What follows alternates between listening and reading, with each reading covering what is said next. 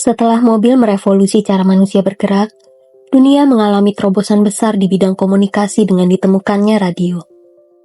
Teknologi ini membuka jalan bagi penyebaran informasi yang lebih cepat dan lebih luas, hingga akhirnya berkembang ke televisi, komputer, dan kecerdasan buatan. Mari kita lanjutkan sejarah teknologi part 2. Hai penjelajah waktu, selamat datang di Labirin Sejarah, tempat di mana masa lalu tidak pernah benar-benar berlalu. Bersiaplah untuk menyusuri lorong-lorong waktu dan menemukan cerita-cerita yang tersembunyi di balik tirai sejarah. Penemuan radio pada awal abad ke-20 merupakan salah satu tonggak penting dalam sejarah komunikasi yang mengubah dunia secara radikal. Radio memberikan cara baru bagi orang untuk berkomunikasi dan mengakses informasi dengan cepat, bahkan tanpa harus berada di tempat yang sama. Meskipun radio seringkali dikaitkan dengan penemu Guglielmo Marconi, sebenarnya banyak penemu yang berkontribusi dalam pengembangan teknologi ini. Pada akhir abad ke-19, para ilmuwan mulai mempelajari cara mengirimkan sinyal listrik melalui udara. Salah satu eksperimen awal dilakukan oleh Heinrich Hertz, seorang fisikawan Jerman, yang pada tahun 1887 berhasil membuktikan adanya gelombang elektromagnetik. Hertz tidak tahu pada saat itu bagaimana gelombang ini bisa digunakan untuk komunikasi, tetapi temuan ini menjadi dasar bagi pengembangan teknologi radio. Kemudian pada 1890-an, Nikola Tesla dan Alexander Popov juga melakukan eksperimen dalam hal transmisi sinyal tanpa kabel, dengan Tesla mengembangkan perangkat yang bisa mentransmisikan sinyal listrik melalui udara. Tesla mengklaim telah berhasil mengirimkan sinyal radio pada tahun 1893, tetapi penemuan-penemuan ini tidak langsung mendapatkan perhatian luas. Guglielmo Marconi, seorang insinyur asal Italia, dikenal sebagai penemu radio yang pertama kali berhasil mengembangkan dan mematenkan teknologi yang memungkinkan transmisi gelombang radio jarak jauh. Pada 1901, Marconi berhasil melakukan percakapan pertama yang mengirimkan sinyal radio melintasi Samudra Atlantik dari Poldhu, Inggris ke Saint John, Kanada, sejauh lebih dari 3.000 km. Keberhasilan ini membuktikan bahwa sinyal radio bisa dikirimkan dalam jarak yang sangat jauh tanpa menggunakan kabel fisik. Ini adalah pencapaian besar karena sebelumnya transmisi radio terbatas pada jarak pendek. Marconi mengembangkan sistem telegrafi nirkabel yang memungkinkan pesan dikirim dalam bentuk kode Morse melalui gelombang radio. Teknologi ini awalnya digunakan untuk komunikasi telegraf jarak jauh, tetapi pada akhirnya digunakan untuk berbagai aplikasi lain, termasuk siaran radio yang mengubah cara orang mengakses informasi. Pada tahun 1904, Marconi mulai mengembangkan transmisi suara melalui radio yang merupakan langkah awal dalam menciptakan siaran radio seperti yang kita kenal sekarang. Pada tahun 1906, radio mulai berkembang lebih lanjut dengan penemuan oleh Reginald Fessenden, seorang penemu asal Kanada yang berhasil menyiarkan suara manusia secara langsung melalui gelombang radio. Fessenden melakukan siaran pertama pada 24 Desember 1906 dengan memainkan musik Natal dan menyampaikan salam melalui radio kepada para penerima yang ada di kapal laut yang berlayar di Samudra Atlantik. Radio terus berkembang setelahnya dengan Marconi dan penemu lain yang berkontribusi dalam meningkatkan teknologi dan menciptakan sistem siaran yang lebih efisien. Pada tahun 1920-an, siaran radio mulai populer dengan stasiun radio pertama di dunia, KDKA di Pittsburgh, Amerika Serikat, yang melakukan siaran radio pertama kali dengan mengumumkan hasil pemilihan umum pada 1920. Penemuan radio membuka jalan bagi era baru dalam komunikasi, di mana informasi bisa disebarkan ke jutaan orang dalam waktu singkat tanpa memerlukan kabel atau perangkat fisik yang rumit. Radio memainkan peranan penting dalam menghubungkan masyarakat, memberikan hiburan, serta menyebarkan informasi terutama selama Perang Dunia dan masa-masa penting lainnya. Dari masa awal yang penuh eksperimen hingga menjadi alat komunikasi massal yang penting, radio mengubah dunia dan memberikan dasar bagi perkembangan teknologi komunikasi lainnya, seperti televisi dan internet. Seiring waktu, radio tetap menjadi salah satu sarana komunikasi yang penting, bahkan dengan hadirnya teknologi digital dan internet. Pada tahun 1903, pesawat terbang pertama kali ditemukan. Penemuan ini dimulai dengan eksperimen oleh dua bersaudara asal Amerika Serikat, Orville dan Wilbur Wright, yang dikenal sebagai Wright bersaudara. Sebelum penemuan pesawat terbang, manusia sudah lama bermimpi untuk terbang seperti burung, namun teknologi untuk mewujudkan impian ini belum ada. Sebelum Wright bersaudara, ada banyak penemu yang mencoba mengembangkan pesawat terbang, tetapi kebanyakan dari mereka tidak berhasil mengatasi tantangan berat yang dihadapi dalam hal aerodinamika, mesin, dan kontrol terbang. Sementara itu, Wright bersaudara fokus pada pengembangan pesawat terbang yang tidak hanya bisa terbang, tetapi juga bisa dikendalikan. Mereka sadar bahwa kemampuan untuk mengendalikan pesawat selama terbang adalah kunci untuk menciptakan penerbangan yang aman dan dapat diandalkan. Pada tahun 1899, Wilbur Wright mulai tertarik pada masalah penerbangan setelah membaca tentang eksperimen yang dilakukan oleh penemu lain, seperti Samuel Langley dan Octave Canute. Mereka berdua mengembangkan beberapa model pesawat yang gagal terbang atau tidak berhasil dalam jangka panjang. Namun daripada menyerah, Wright bersaudara memutuskan untuk mendalami ilmu aerodinamika dan membangun pesawat mereka sendiri. Di tempat yang jauh dari keramaian di Kitty Hawk, North Carolina, sebuah lokasi yang terkenal dengan angin kencang yang bisa membantu percobaan penerbangan, Wright bersaudara memulai eksperimen mereka. Pada awalnya, mereka mengembangkan glider atau pesawat tanpa mesin untuk memahami prinsip dasar penerbangan.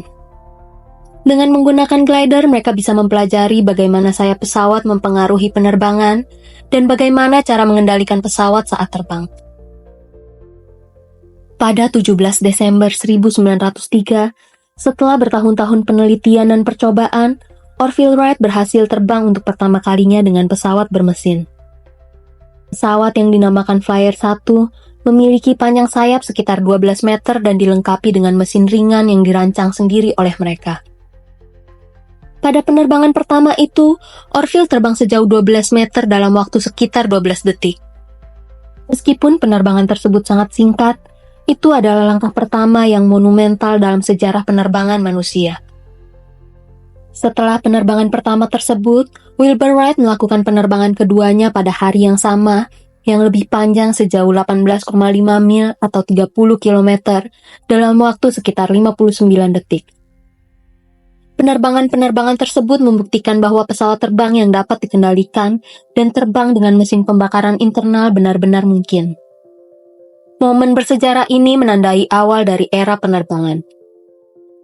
Meskipun penemuan ini tidak langsung diterima secara luas, eksperimen Wright bersaudara membuktikan bahwa penerbangan bukanlah sekedar impian, melainkan kenyataan yang bisa direalisasikan dengan teknologi yang tepat. Mereka terus mengembangkan pesawat terbang mereka dan bahkan menjualnya ke beberapa negara yang mulai tertarik pada potensi pesawat terbang untuk tujuan militer dan transportasi. Penemuan pesawat terbang oleh Wright bersaudara membuka era baru dalam transportasi dan komunikasi. Dari pesawat yang sederhana dan terbatas di awal abad ke-20, teknologi penerbangan terus berkembang pesat, memfasilitasi perjalanan antar benua dalam hitungan jam, dan membawa perubahan besar bagi dunia modern.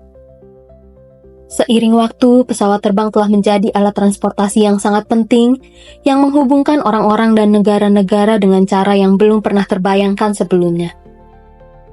Dengan keberhasilan mereka pada tahun 1903, Wright bersaudara tidak hanya mewujudkan impian manusia untuk terbang, tetapi juga menginspirasi generasi-generasi selanjutnya untuk terus menjelajahi dan mengembangkan teknologi penerbangan. Tahun 1926, roket pertama diluncurkan. Roket modern yang membawa satelit, pesawat ruang angkasa, dan bahkan manusia keluar angkasa memiliki sejarah panjang yang dimulai ribuan tahun yang lalu. Awalnya, roket tidak dirancang untuk menjelajahi antariksa, melainkan untuk keperluan militer dan hiburan. Sejarah roket dimulai di Tiongkok sekitar abad ke-9 Masehi. Pada awalnya, roket adalah hasil sampingan dari penemuan bubuk mesiu yang digunakan untuk kembang api dan senjata. Orang Tiongkok kuno menyadari bahwa jika bubuk mesiu dimasukkan ke dalam tabung bambu dan dinyalakan, tabung itu akan meluncur ke udara karena dorongan gas yang dihasilkan. Ini adalah prinsip dasar roket, yaitu aksi dan reaksi, yang kemudian dirumuskan oleh Isaac Newton sebagai hukum ketiga gerak. Roket awal ini digunakan untuk keperluan militer, seperti panah api yang bisa meluncur ke musuh. Selain itu, roket juga digunakan dalam perayaan dan ritual menjadi cikal bakal kembang api modern. Pengetahuan tentang roket menyebar dari Tiongkok ke dunia Islam dan Eropa melalui jalur sutra dan invasi Mongol. Pada abad ke-13, roket mulai digunakan dalam peperangan di India, Timur Tengah, dan Eropa. Misalnya, selama pertempuran Kai Khusrau pada tahun 1245, pasukan Mongol menggunakan roket untuk menyerang musuh. Di India, roket berkembang menjadi senjata yang lebih canggih. Pada abad ke-18, kerajaan Mysore yang sekarang bagian dari India menggunakan roket besi yang dilapisi bambu dalam perang melawan Inggris. Roket ini menginspirasi ilmuwan Inggris seperti William Congreve yang kemudian mengembangkan roket Congreve untuk digunakan dalam perang Napoleon. Pada abad ke-20, roket mulai dipelajari secara ilmiah. Konstantin Tsiolkovsky, seorang ilmuwan Rusia, merumuskan teori tentang perjalanan ruang angkasa menggunakan roket pada awal 1900-an. Ia dikenal sebagai Bapak Astronika Teoritis. Kemudian Robert Goddard, seorang ilmuwan Amerika, menjadi orang pertama yang meluncurkan roket berbahan bakar cair pada tahun 1926. Roket Goddard mencapai ketinggian 12,5 meter dan membuktikan bahwa roket bisa digunakan untuk mencapai luar angkasa. Di Jerman, Wernher von Braun mengembangkan roket V2 selama Perang Dunia Kedua. Meskipun digunakan sebagai senjata, V2 adalah roket pertama yang mencapai batas luar angkasa. Setelah perang, von Braun dan timnya pindah ke Amerika Serikat, di mana mereka mengembangkan roket yang membawa manusia ke bulan. Meskipun penemuan Goddard tidak mendapat perhatian besar pada zamannya, kontribusinya sangat penting bagi perkembangan teknologi luar angkasa di abad ke-20. Keberhasilan Goddard memulai era baru dalam eksplorasi luar angkasa dan teknologi roket yang akhirnya mengarah pada peluncuran roket V2 selama Perang Dunia Kedua dan program-program luar angkasa besar seperti Apollo yang membawa manusia ke bulan pada tahun 1969. Teknologi roket yang semakin maju menciptakan space race atau perlombaan antariksa, yaitu kompetisi sengit antara dua negara adidaya, Amerika Serikat dan Uni Soviet, untuk mendominasi eksplorasi luar angkasa. Mereka berlomba-lomba menciptakan pesawat roket luar angkasa untuk melihat siapa yang memiliki teknologi terbaik untuk misi ruang angkasa. Space race bukan hanya tentang teknologi, tetapi juga tentang prestis, kekuatan, dan ideologi. Hingga hari ini roket terus berkembang. Perusahaan seperti SpaceX dan Blue Origin menggunakan roket untuk misi komersial dan eksplorasi antariksa swasta. Bahkan mimpi untuk mengirim manusia ke Mars semakin dekat menjadi kenyataan. Setelah pengembangan radio, transmisi gambar adalah langkah logis berikutnya. Penemuan televisi adalah salah satu terobosan teknologi terbesar abad ke-20 yang mengubah cara manusia berkomunikasi, mengakses informasi, dan menikmati hiburan. Meskipun banyak orang yang terlibat dalam pengembangan televisi, ada beberapa tokoh utama yang diakui sebagai pionir penemuan teknologi ini. Pada tahun 1920-an, televisi masih menggunakan konsep yang belum terwujud. Namun para ilmuwan dan penemu di berbagai negara mulai mengeksplorasi ide untuk mengirimkan gambar bergerak melalui gelombang radio. Konsep dasar di balik televisi adalah memecah gambar menjadi serangkaian sinyal yang kemudian dikirimkan melalui udara dan diterima oleh perangkat penerima untuk diputar kembali menjadi gambar yang bisa dilihat oleh mata manusia. Salah satu pionir awal dalam pengembangan televisi adalah Paul Nipkow, seorang insinyur asal Jerman.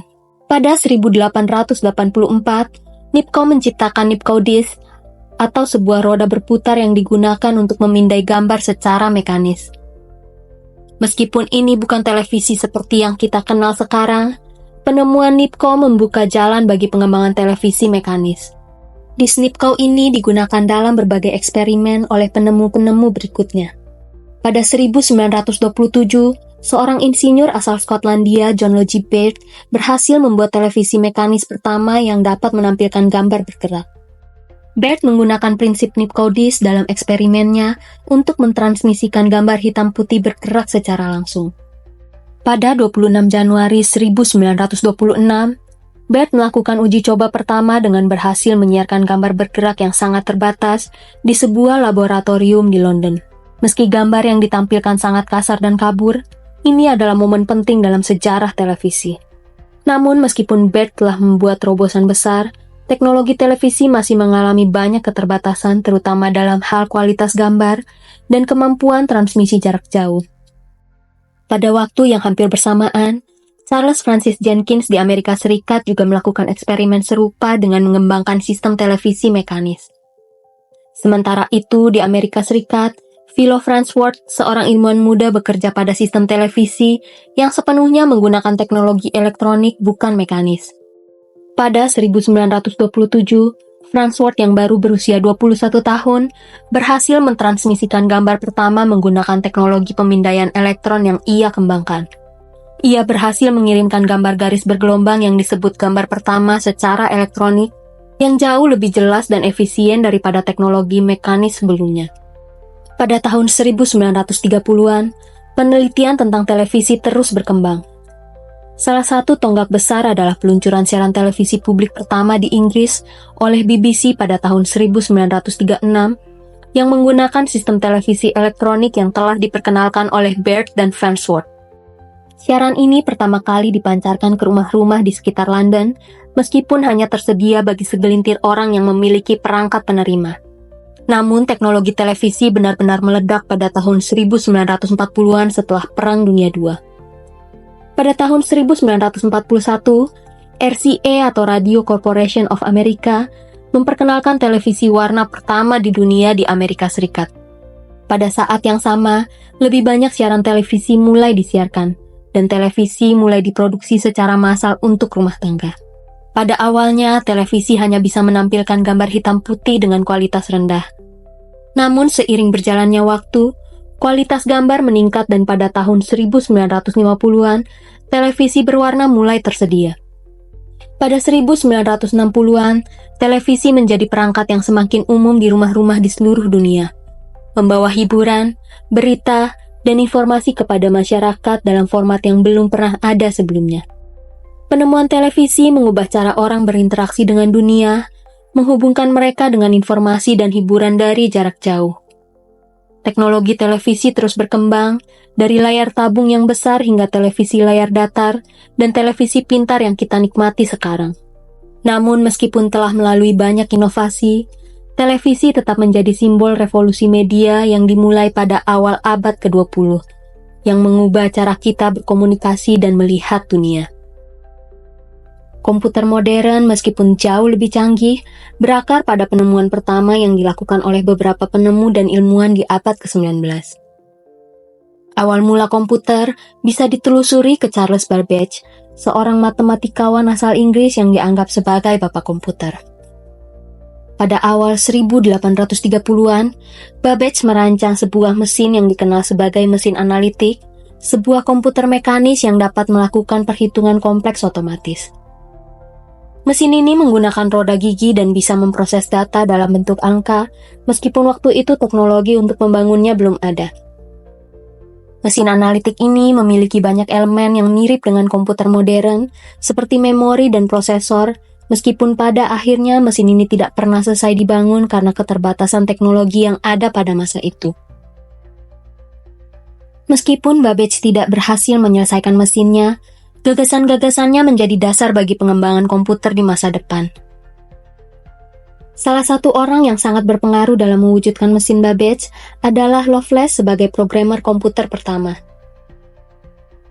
Lovelace menulis tentang mesin analitik dan menyarankan bahwa mesin tersebut digunakan untuk lebih dari sekedar perhitungan matematis, yaitu untuk memproses data secara lebih umum.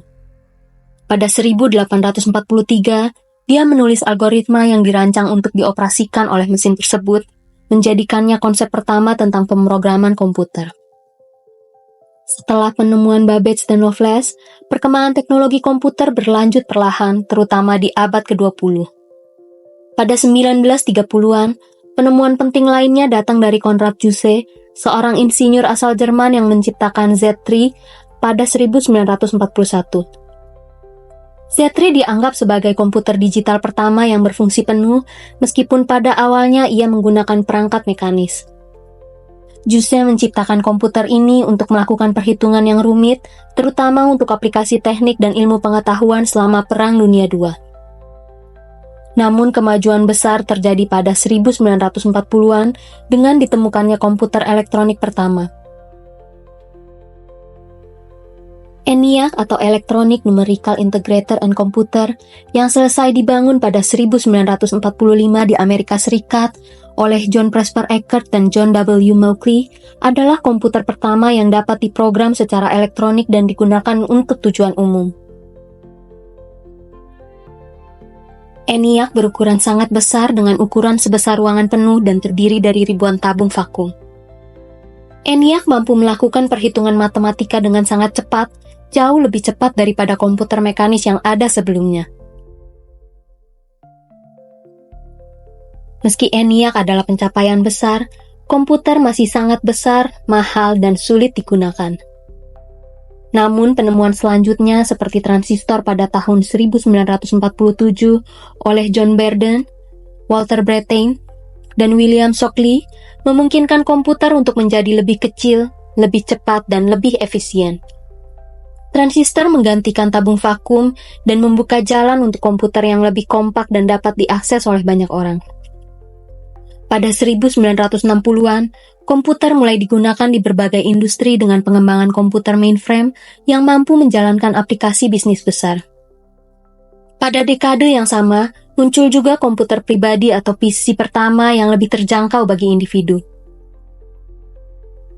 Komputer pribadi pertama yang sukses dipasarkan adalah Altair 8800 yang diperkenalkan pada 1975 dan membuka jalan bagi perusahaan-perusahaan seperti Apple dan IBM untuk mengembangkan komputer yang dapat digunakan di rumah.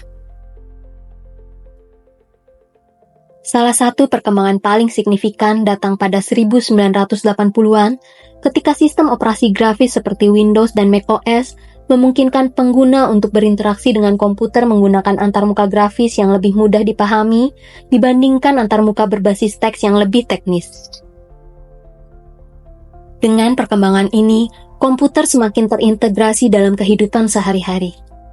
Penemuan-penemuan yang dimulai dari mesin mekanis Babbage dan Loveless hingga komputer pribadi dan modern menjadikan komputer sebagai alat yang sangat penting untuk kehidupan sehari-hari, bisnis, pendidikan, hiburan, dan berbagai bidang lainnya. Hari ini teknologi komputer terus berkembang pesat dari komputer desktop, laptop, dan smartphone hingga kecerdasan buatan dan komputasi awan yang semakin canggih. Namun semua itu berawal dari pemikiran visioner tentang mesin yang bisa melakukan perhitungan otomatis yang pertama kali digagas oleh Charles Babbage dan Ada Lovelace di abad ke-19. Penemuan ini mengubah cara kita bekerja, belajar, berkomunikasi, dan bahkan menjalani hidup kita. Penemuan teknologi komputer pribadi atau PC pada tahun 1974 adalah titik balik penting dalam sejarah teknologi yang mengubah cara kita bekerja, berkomunikasi, dan berinteraksi dengan dunia digital. Sebelum tahun tersebut, komputer hanya digunakan oleh pemerintah, institusi riset, dan perusahaan besar dengan ukuran yang sangat besar dan harga yang sangat mahal. Namun pada tahun 1974, sesuatu yang revolusioner terjadi yang membawa komputer ke tangan individu dan membuka jalan bagi revolusi digital. Awal mula komputer pribadi dimulai dengan Altair 8800, sebuah komputer yang diperkenalkan pada tahun 1974 oleh perusahaan MITS yang berbasis di New Mexico. Altair 8800 tidak seperti komputer besar yang ada sebelumnya. Ia adalah perangkat kecil yang dapat dipasang di atas meja dan dijual sebagai kit yang bisa dirakit oleh para penggunanya sendiri. Altair 8800 menggunakan mikroprosesor Intel 8080 yang saat itu merupakan chip pertama yang cukup kuat untuk menjalankan komputer pribadi. Ketika pertama kali diluncurkan, LTR 8800 menjadi berita utama di dunia teknologi dan bahkan muncul di sampul majalah populer elektronik pada Januari 1975. Banyak orang yang tertarik untuk membeli kit ini dan merakit komputer mereka sendiri di rumah, meskipun komputer ini tidak memiliki monitor atau keyboard seperti yang kita kenal sekarang. Pengguna harus berinteraksi dengan komputer menggunakan serangkaian saklar dan lampu LED yang membuatnya sangat berbeda dari komputer modern yang lebih ramah pengguna. Meskipun LTR 8800 adalah langkah pertama yang penting, namun penemuan komputer pribadi yang sesungguhnya dimulai ketika dua pemuda bernama Bill Gates dan Paul Allen melihat potensi besar dalam teknologi ini. Mereka mengembangkan versi pertama dari BASIC, sebuah bahasa pemrograman untuk LTR 8800. Mereka mendirikan perusahaan Microsoft pada tahun 1975 dan penawaran mereka untuk membuat perangkat lunak yang kompatibel dengan LTR 8800 membuka jalan bagi perkembangan perangkat lunak komputer pribadi yang lebih luas. Tidak lama setelah LTR 8800, perusahaan-perusahaan lain mulai memasuki pasar komputer pribadi. Pada tahun 1977, perusahaan Apple Komputer yang didirikan oleh Steve Jobs dan Steve Wozniak meluncurkan Apple II yang merupakan salah satu komputer pribadi pertama yang sepenuhnya dirancang untuk penggunaan rumahan atau bisnis kecil. Apple II dilengkapi dengan layar warna dan keyboard, menjadikannya lebih mudah digunakan dibandingkan LTR 8800 yang sebelumnya. Seiring waktu, semakin banyak perusahaan yang mulai mengembangkan komputer pribadi, dan pada tahun 1981, IBM meluncurkan komputer pribadi mereka yang dikenal dengan IBM PC. Komputer ini menggunakan sistem operasi MS-DOS yang dikembangkan oleh Microsoft. IBM PC menjadi sangat populer dan menjadi standar industri untuk komputer pribadi, mengukuhkan posisi komputer pribadi sebagai bagian tak terpisahkan dari kehidupan sehari-hari. Komputer pribadi telah berkembang pesat sejak saat itu. Dari komputer yang hanya dapat digunakan oleh para penggemar dan perakit, hingga menjadi perangkat yang dapat digunakan oleh siapa saja. Teknologi komputer pribadi telah membuat revolusi digital yang mendalam. Sekarang, komputer pribadi adalah alat penting yang digunakan di rumah, kantor, di sekolah, dan hampir di setiap aspek kehidupan kita. Penemuan LTR 8800 pada tahun 1974 adalah titik awal yang memicu perubahan besar dalam dunia teknologi. Dan tanpa penemuan tersebut, kemungkinan besar kita tidak akan memiliki PC seperti yang kita kenal sekarang. Itu adalah langkah pertama menuju dunia di mana komputer menjadi bagian integral dari kehidupan kita sehari-hari. Sebelum adanya internet, kita hidup dalam dunia yang jauh lebih terpisah, di mana komunikasi jarak jauh dan pertukaran informasi memerlukan waktu dan upaya yang besar. Namun sekitar lebih dari setengah abad yang lalu, sebuah inovasi besar mulai mengguncang dunia, dan itulah yang kita kenal sekarang sebagai internet. Semua dimulai pada tahun 1960-an, ketika para ilmuwan dan peneliti mulai mencari cara untuk menghubungkan komputer-komputer yang tersebar di berbagai tempat, terutama untuk keperluan penelitian dan komunikasi antar universitas dan lembaga pemerintahan. Proyek pertama yang penting dalam sejarah internet adalah ARPANET yang diciptakan oleh DARPA atau Defense Advanced Research Project Agency Amerika Serikat. ARPANET bertujuan untuk membuat jaringan komputer yang bisa saling berkomunikasi, bahkan jika salah satu node atau komputer dalam jaringan itu hancur atau terganggu. Pada 1972, ARPANET mulai berfungsi dan dalam beberapa tahun berikutnya, para ilmuwan mulai mengembangkan protokol komunikasi yang memungkinkan komputer-komputer tersebut untuk saling bertukar informasi dengan lebih efisien. Salah satu penemuan terpenting pada masa itu adalah protokol TCP/IP yang ditemukan oleh Vinton Cerf dan Robert Kahn.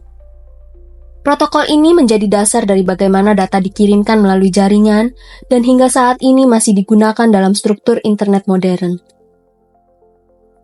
Pada 1980-an, internet mulai berkembang dan meluas tetapi masih terbatas pada kalangan akademik dan militer.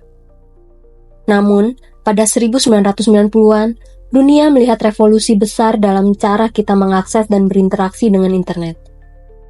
Pada tahun 1991, seorang ilmuwan asal Swiss, Tim Berners-Lee, menciptakan World Wide Web atau WWW. Ini adalah sistem yang memungkinkan informasi yang ada di internet diorganisir dalam bentuk situs web yang dapat diakses dengan mudah melalui browser. Berners-Lee juga menciptakan HTML atau Hypertext Markup Language yang memungkinkan pembuatan halaman web interaktif serta URL atau Uniform Resource Locator untuk memudahkan alamat web diakses. Pada awal 1990-an, perusahaan seperti Netscape, Microsoft, dan AOL mulai memperkenalkan perambal internet yang membuat internet lebih mudah diakses oleh publik. Komputer rumah yang sebelumnya hanya digunakan untuk tugas-tugas dasar, kini bisa digunakan untuk menjelajahi dunia maya. Orang-orang mulai mengirim email, mengunjungi situs web, dan terhubung dengan orang lain di belahan dunia yang jauh melalui aplikasi chat. Dunia yang sebelumnya terpisah kini mulai terhubung dalam jaringan digital. Namun internet baru benar-benar meledak pada tahun 2000-an dengan munculnya berbagai platform media sosial seperti Facebook, Twitter, dan YouTube yang memungkinkan orang untuk berbagi informasi dan berinteraksi secara langsung dengan orang lain di seluruh dunia. Pada saat yang sama, internet juga menjadi pusat ekonomi digital dengan e-commerce yang berkembang pesat dan perusahaan-perusahaan teknologi besar yang semakin mendominasi dunia. Peningkatan kecepatan internet dan munculnya teknologi seperti fiber optik dan 5G telah mempercepat perkembangan internet, membuatnya lebih cepat, lebih stabil, dan lebih mudah diakses oleh orang di seluruh dunia. Internet telah mengubah hampir setiap aspek kehidupan kita, dari cara kita bekerja, berkomunikasi, hingga cara kita belajar, berbelanja, dan bersenang-senang. Sekarang di tahun 2020-an, lebih dari 4,5 miliar orang di seluruh dunia menggunakan internet. Teknologi yang dulu hanya digunakan oleh segelintir orang, kini menjadi bagian yang tak terpisahkan dari kehidupan sehari-hari. Semua ini dimulai dari jaringan sederhana yang disebut ARPANET, yang memungkinkan kita untuk saling terhubung dan berbagi informasi dengan cara yang tak terbayangkan sebelumnya. Sejarah penemuan internet adalah cerita tentang bagaimana inovasi dan kolaborasi ilmuwan dari berbagai belahan dunia mengubah cara kita hidup dan berinteraksi. Dari ARPANET hingga jaringan global yang kita nikmati saat ini, internet telah berkembang menjadi jaringan yang tidak hanya menghubungkan kita, tetapi juga membuka kemungkinan tak terbatas dalam dunia digital yang terus berkembang. Pada tahun 2007, dunia teknologi mengalami perubahan besar ketika Apple memperkenalkan sebuah perangkat yang menggabungkan telepon, komputer pribadi, dan alat hiburan dalam satu genggaman tangan. Itu adalah iPhone, dan penemuannya mengubah cara kita berinteraksi dengan teknologi hingga saat ini. Cerita dimulai pada awal 2000-an ketika dunia ponsel mulai berkembang dengan pesat. Telepon seluler yang ada pada masa itu memiliki fungsi dasar seperti melakukan panggilan dan mengirim SMS, namun desainnya cenderung monoton dengan tombol fisik yang banyak dan layar yang terbatas. Para pengguna ponsel menginginkan sesuatu yang lebih. Mereka menginginkan perangkat yang lebih pintar, lebih mudah digunakan, dan bisa melakukan lebih banyak hal, dari mengakses internet hingga mendengarkan musik. Melihat peluang ini, Steve Jobs sebagai pendiri Apple memiliki visi untuk menciptakan perangkat yang berbeda dari ponsel yang ada di pasaran. Jobs percaya bahwa teknologi mobile dapat diubah dengan menciptakan ponsel yang tidak hanya sebagai alat komunikasi, tetapi juga sebagai perangkat hiburan, produktivitas, dan bahkan media sosial. Semuanya dalam satu perangkat yang mudah digunakan. Pada 2004, Apple mulai bekerja pada proyek yang disebut Project Purple, sebuah perangkat yang nantinya akan menjadi iPhone. Tim Apple mulai merancang sebuah perangkat yang memiliki layar sentuh penuh, tanpa tombol fisik, dan bisa menggabungkan beberapa fungsi. Ini adalah konsep yang sangat baru karena pada saat itu, layar sentuh masih jarang digunakan di perangkat ponsel, dan lebih digunakan di komputer tablet atau perangkat lain. Namun tantangan besar bagi Apple adalah bagaimana menciptakan antarmuka yang intuitif, yang memungkinkan pengguna berinteraksi dengan perangkat hanya dengan menyentuh layar. Apple mengembangkan iOS, sistem operasi yang ringan dan mudah digunakan, yang dirancang khusus untuk perangkat layar sentuh. Multitouch, fitur yang memungkinkan pengguna untuk melakukan berbagai tindakan seperti scrolling, memperbesar, dan mengecilkan gambar hanya dengan menggunakan beberapa jari, menjadi salah satu keunggulan utama iPhone. Pada 9 Januari 2007, dalam acara yang sangat dinanti, Steve Jobs akhirnya mengungkapkan iPhone kepada dunia.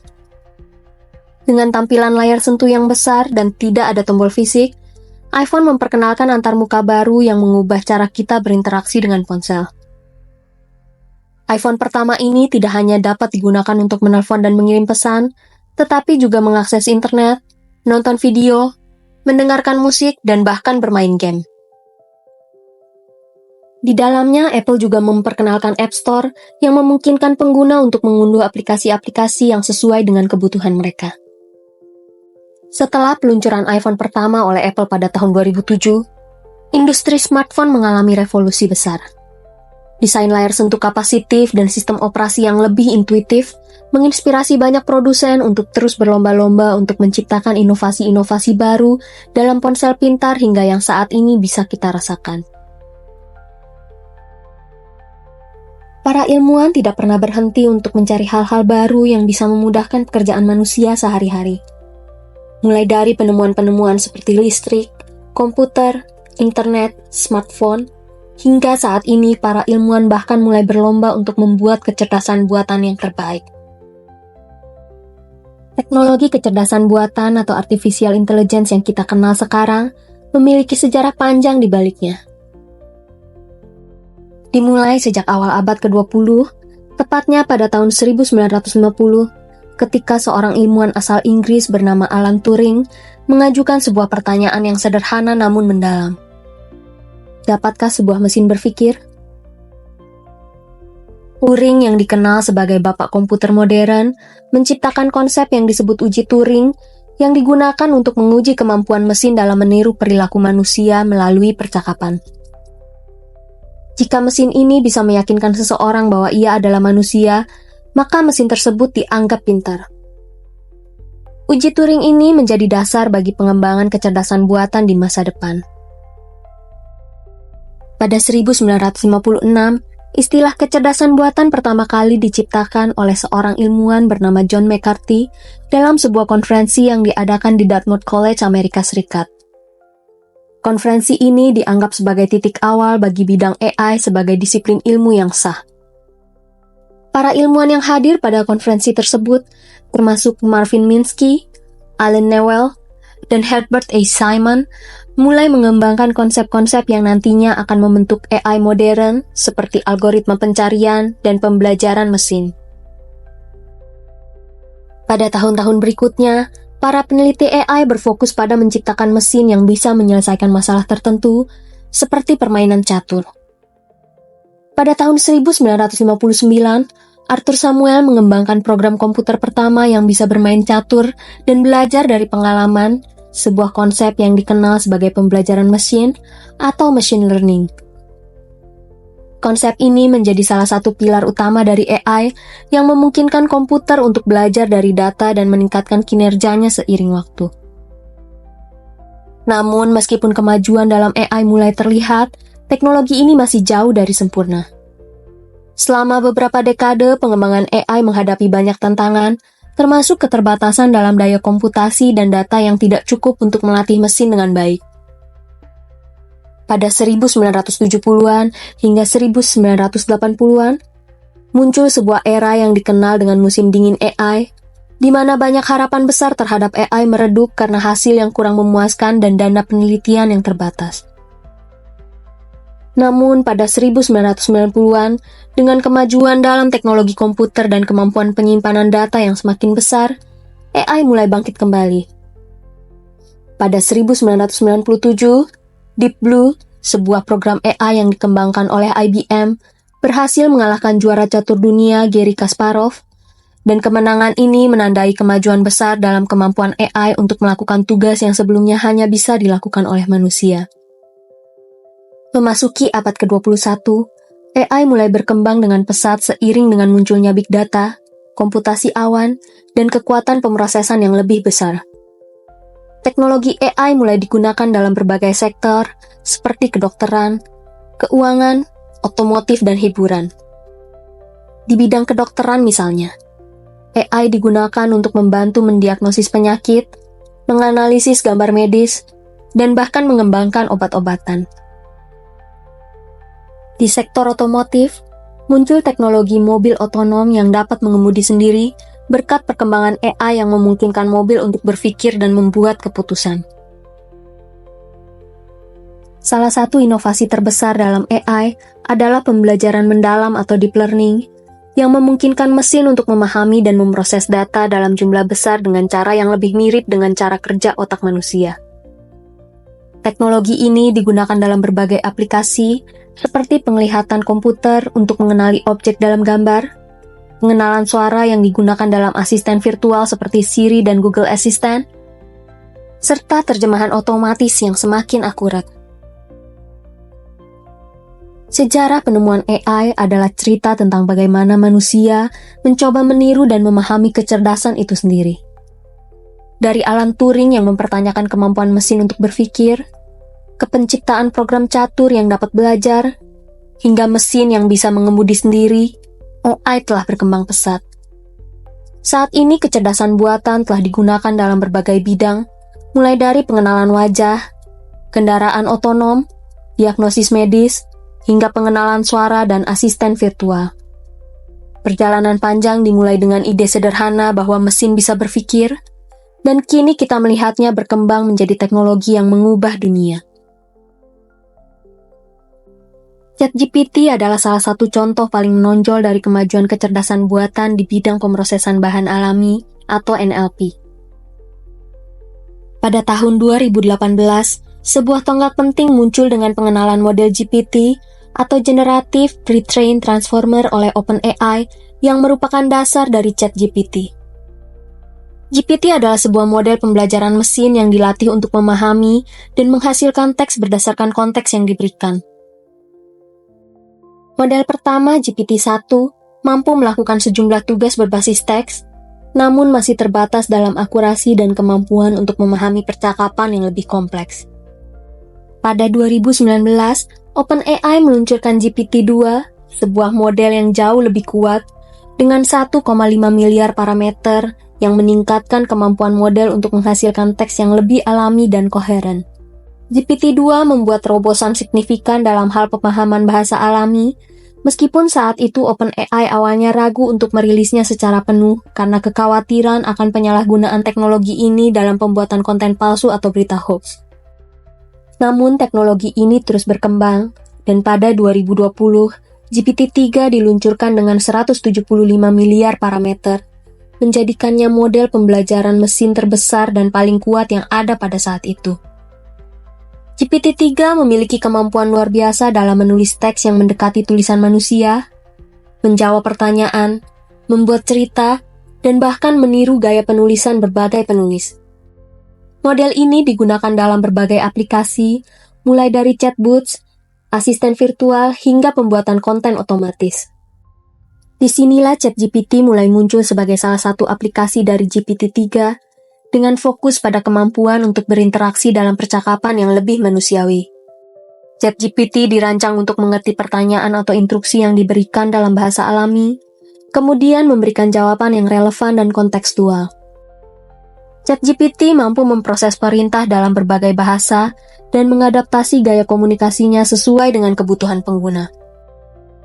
Pada November 2022, OpenAI merilis ChatGPT ke publik dalam bentuk aplikasi percakapan berbasis web, yang langsung menjadi fenomena global. Pengguna dari seluruh dunia mulai mengeksplorasi kemampuannya dalam memberikan jawaban untuk berbagai topik, mulai dari edukasi, bisnis, hingga hiburan. Meskipun masih dalam tahap pengembangan dan perbaikan, keberhasilan ChatGPT membuka pintu baru bagi potensi penggunaan kecerdasan buatan dalam komunikasi dan interaksi sehari-hari. ChatGPT mengesankan banyak orang dengan kemampuannya dalam bahasa Inggris tertulis dan sebagai demonstrasi sejauh mana kecerdasan buatan telah berkembang. Dalam 5 hari setelah peluncurannya, lebih dari 1 juta pengguna telah mendaftar untuk akun gratis. Dengan adanya ChatGPT, teknologi AI telah melangkah lebih jauh, menciptakan sistem yang bisa berdialog dan membantu dalam beragam kebutuhan, dari menjawab pertanyaan hingga menciptakan solusi kreatif. Bahkan kini di awal tahun 2025, China meluncurkan DeepSeek R1 yang langsung berhasil melampaui ChatGPT sebagai aplikasi gratis yang paling banyak diunduh di App Store iOS di Amerika Serikat. Bagi kita saat ini kecerdasan buatan atau AI adalah sesuatu yang baru dan masih terus dikembangkan. Namun kelak, anak cucu kita akan melihat ChatGPT dan DeepSeek sebagai salah satu bagian dari sejarah teknologi dalam pengembangan kecerdasan buatan atau AI. Sejarah teknologi bukan hanya tentang penemuan atau alat-alat canggih, tetapi juga perjalanan panjang umat manusia dalam menciptakan sesuatu yang lebih baik. Dari api pertama hingga kecerdasan buatan, kita terus melangkah maju, belajar dari setiap kesalahan dan pencapaian. Teknologi mengajarkan kita untuk berpikir lebih besar, berinovasi tanpa henti, dan beradaptasi dengan perubahan zaman. Namun yang tak kalah penting adalah bagaimana kita menggunakannya untuk kebaikan bersama. Mari terus mengeksplorasi, belajar, dan berbagi pengetahuan. Ingatlah untuk selalu memanfaatkan teknologi dengan bijak dan penuh tanggung jawab demi masa depan yang lebih baik. Sampai di ujung labirin kali ini, tapi jangan khawatir, masih banyak lorong waktu yang menunggu untuk kita jelajahi bersama. Sampai jumpa di petualangan berikutnya penjelajah waktu.